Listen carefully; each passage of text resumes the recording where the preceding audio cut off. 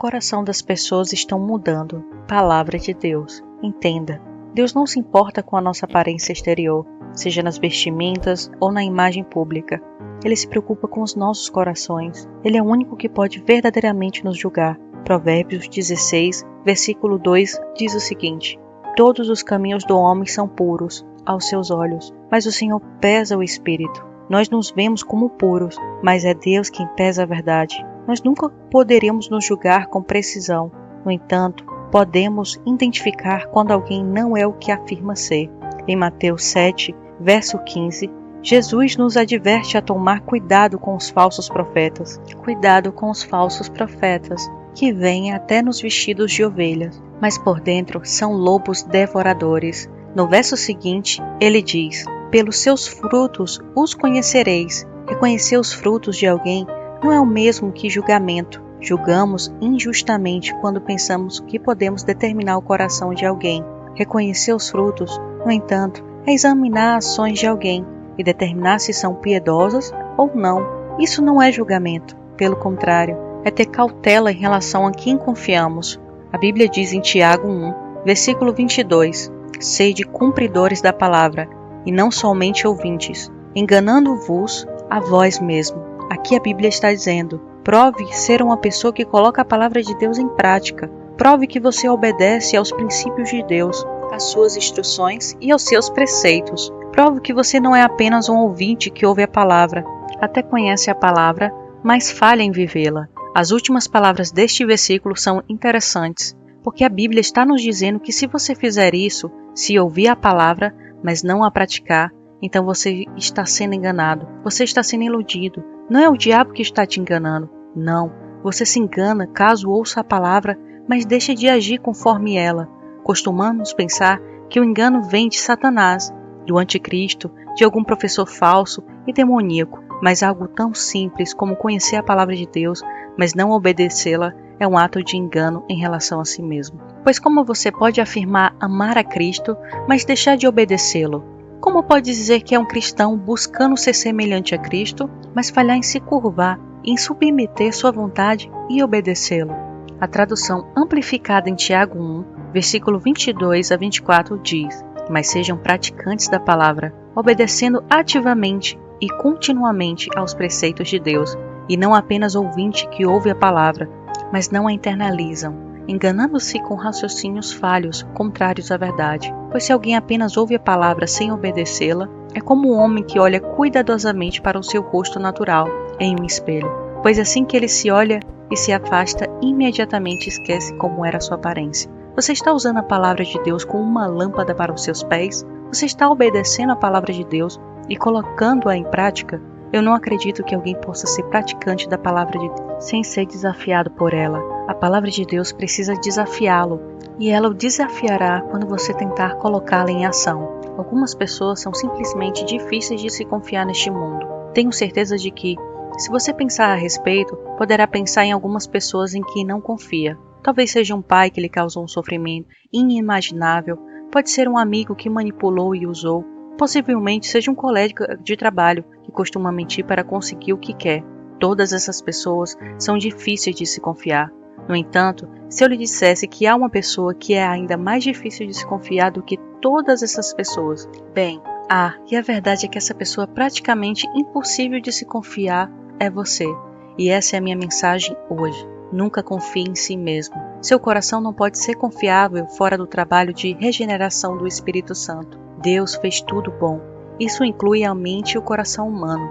No entanto, devido à queda, todos nós temos uma natureza pecaminosa e se torna difícil confiar em seu coração e mente. E precisa ser consertado. A Bíblia nos lembra disso repetidamente.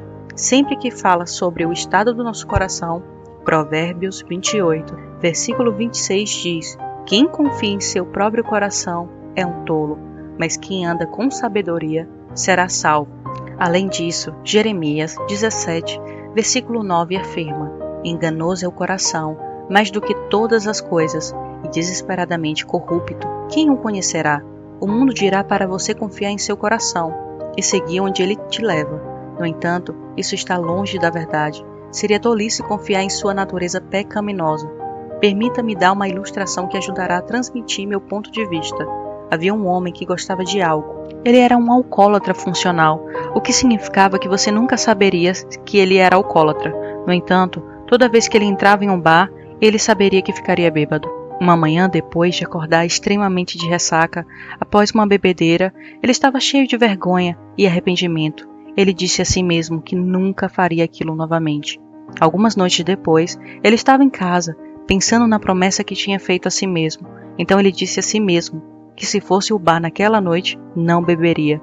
Ele só ia sair com seus amigos. Assim que ele entrou naquela noite, ele sabia que ia ficar bêbado. Esse ciclo se repetiu várias e várias vezes. Ele prometia a si mesmo que seria a última vez.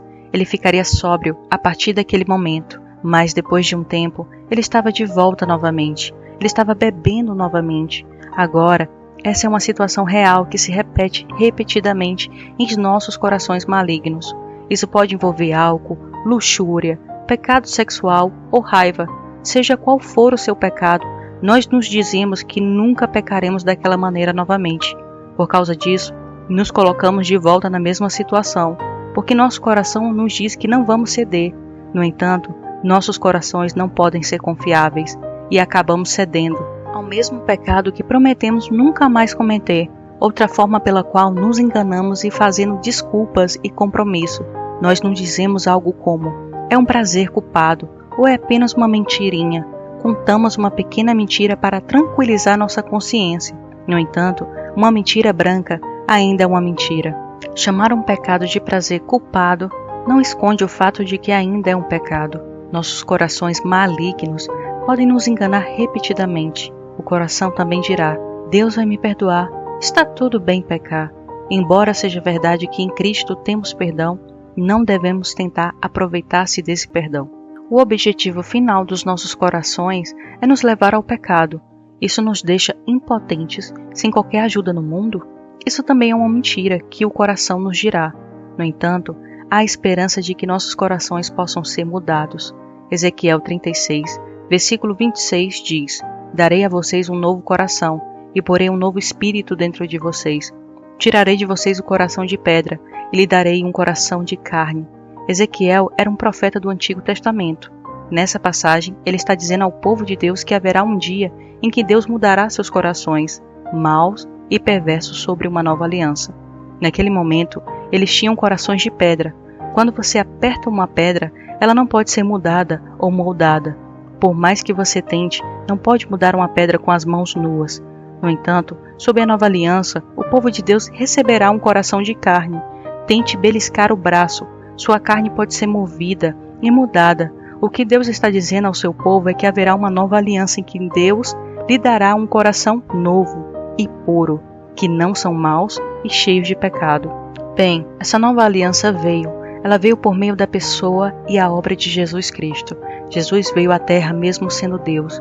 Ele nasceu como um homem, mas não como um coração de pedra. Ele tinha um coração de carne, onde todos nós falhamos e cedemos aos desejos malignos. Ele nunca o fez, embora ele nunca tenha pecado. Ele foi tratado como se tivesse. Ele foi crucificado e seu sangue pingou no chão.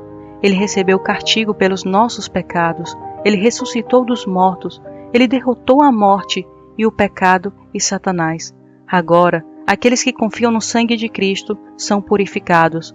Eles recebem um novo coração de carne, que pode ser moldado à imagem de Deus.